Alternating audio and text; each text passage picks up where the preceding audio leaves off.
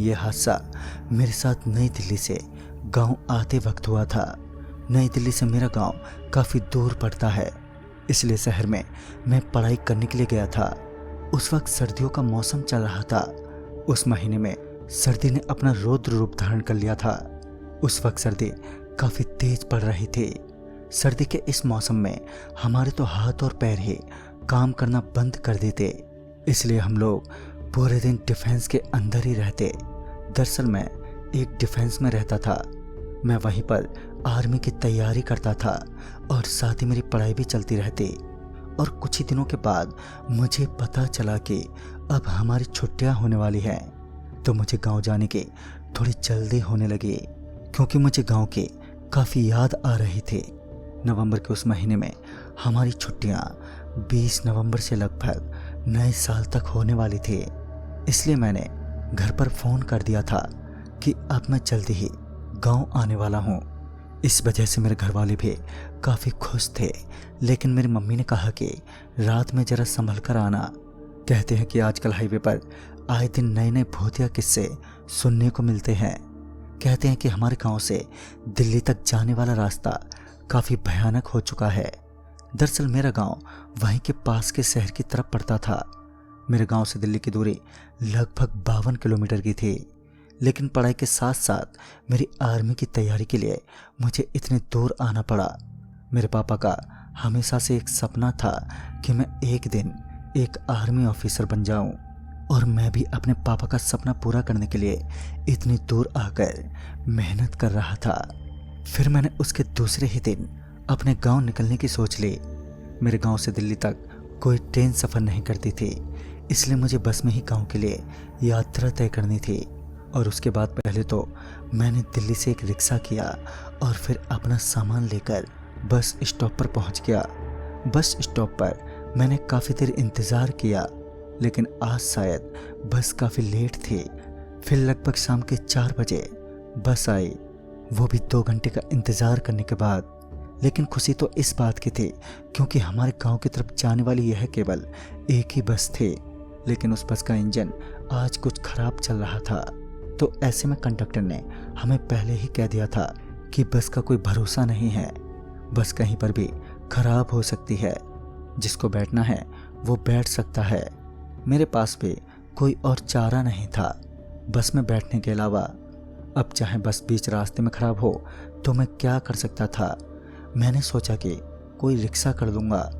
फिर बस लगातार 1.5 घंटे तक सफ़र करती रही। फिर 1.5 घंटे के बाद बस ने अंत में जाते जाते धोखा दे ही दिया। वहाँ से मेरा गांव लगभग 11 किलोमीटर की दूरी पर पड़ता था। वहाँ से ड्राइवर ने हमें कह दिया कि बस अब आगे नहीं जाएगी। मुझे ड्राइवर पर गुस्सा तो काफ़ी आया, मगर मैं कर भी क्या सकता था, क्योंकि कंडक्टर ने तो हमें पहले ही इसके बारे में बता दिया था। उसके बाद हम सभी उस बस से उतरे।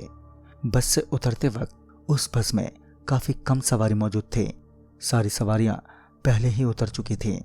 कुछ सवारियों ने उस बस में चढ़ने से मना कर दिया, तो कुछ सवारियां अपनी अपनी जगह पर उतर चुके थे।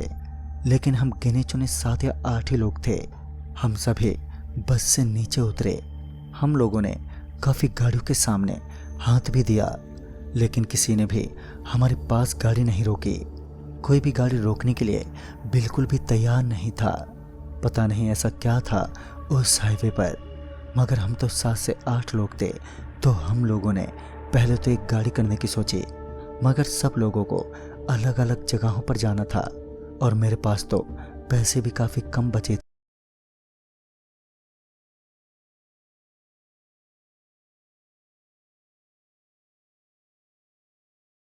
थे। इसलिए मैंने सोचा कि अब थोड़ी दूर पैदल ही चला जाता हूँ। अगर कोई गाड़ी वाला गाड़ी रोक लेगा तो मैं उसमें बैठ जाऊंगा, वरना थोड़ा आगे जाकर कोई रिक्शा कर लूंगा। अब मैं पैदल चलते चलते काफ़ी आगे तक आ चुका था। मैंने अभी भी कई सारी गाड़ियों को रोकने की भरपूर कोशिश की, लेकिन मुझे हर बार नाकामयाबी का सामना करना पड़ा। अब मैं काफ़ी थक चुका था।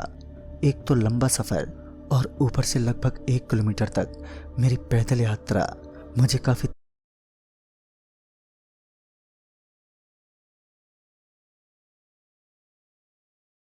थकावट में डाल चुकी थी। लेकिन मैंने सोचा कि शायद कोई तो होगा जो अपनी गाड़ी को मेरे सामने रोककर मुझे गांव तक लिफ्ट दे, मगर अभी तक तो ऐसा कोई सामने नहीं आया। उसके बाद मैं थक हार कर वहीं उसी सड़क के किनारे बैठ गया। कुछ देर तक तो मैं वहीं बैठा रहा। तभी मुझे सामने से एक धीमी गति में आती हुई ट्रक दिखी। वो ट्रक सामान से लदी लग रही थी, लेकिन अच्छी बात तो ये थी कि उस ट्रक के अंदर सिर्फ एक आदमी ही बैठा हुआ था। लेकिन मेरे लिए एक बुरी खबर थी। वह ये थी कि उसके अंदर सिर्फ एक आदमी ही था, जिस वजह से अक्सर रात में ट्रक वाले किसी को लिफ्ट नहीं देते। लेकिन फिर भी मैंने उसको हाथ दिया और फिर मेरी किस्मत का दरवाज़ा खुल गया और उसने मेरे पास आकर ट्रक रोक ली। ट्रक के रुकते ही मैं भागता हुआ उस दरवाजे के पास पहुंचा। दरवाजे के पास पहुंचकर उस आदमी से कहा कि अरे भाई साहब, आप गंगापुर जाएंगे क्या? तो उस आदमी ने कहा कि हाँ, मैं उधर ही जा रहा हूँ। तो मैंने कहा तो आप मुझे छोड़ देंगे? तो उस आदमी ने मुझसे ट्रक के अंदर बैठने को कहा। तो मैंने भी कोई देरी नहीं की और जल्दी से ट्रक के अंदर बैठ गया। ट्रक के अंदर बैठते ही मुझे वहाँ पर एक बदबू आने लगी। पता नहीं वह बदबू किस चीज़ की आ रही थी। फिर मैंने उस चीज़ पर ज़्यादा ध्यान नहीं दिया और फिर मैंने उस आदमी से कहा कि भाई साहब, आप आज रात कौन सी जगह पर डिलीवरी करने वाले हैं? तो उस आदमी ने कहा कि मैं कोई डिलीवरी नहीं करता, मेरा तो ट्रक रातों रात बस ऐसे ही चलता है। तो मैंने कहा क्या भाई साहब, हाँ मैं मानता हूँ कि ट्रक आपका ऐसे ही चलता है, लेकिन आज रात आप कहाँ पर डिलीवरी करने वाले हैं? मगर इस पर उस आदमी ने मुझे कोई जवाब नहीं दिया। मुझे लगा कि यह शायद मुझे बताना नहीं चाहता है या फिर यह कोई ऐसा ही इंसान है। मैंने भी उसकी बातों पर कोई ज़्यादा ध्यान नहीं दिया। मगर लगभग 15 मिनट बाद हमारी बातें फिर से स्टार्ट होने लगी। इस बार उसने मुझे एक ऐसा जवाब दिया जिसे सुनकर तो मेरे होश ही उड़ गए। दरअसल मैंने उससे पूछा कि आपका गांव कहाँ है? तो उस आदमी ने कहा ये जेंजिस को सारी चीजें फास्ट चाहिए और हर काम के बाद रिवॉर्ड्स भी चाहिए, और यही चीज करके नावी यूपीआई सिर्फ 2 साल में इंडिया का फास्टेस्ट ग्रोइंग यूपीआई ऐप बन गया है। कैसे? चलिए समझाता हूँ। देखो, नावी यूपीआई ने जेंजिस को जो चाहिए वही दिया। एक तो स्पीड और फ्रेंडशिप। ये जेंजी स्पीड से बहुत ही ऑब्सेस्ड है और नावी यूपीआई में भी ट्रांजेक्शन बहुत ही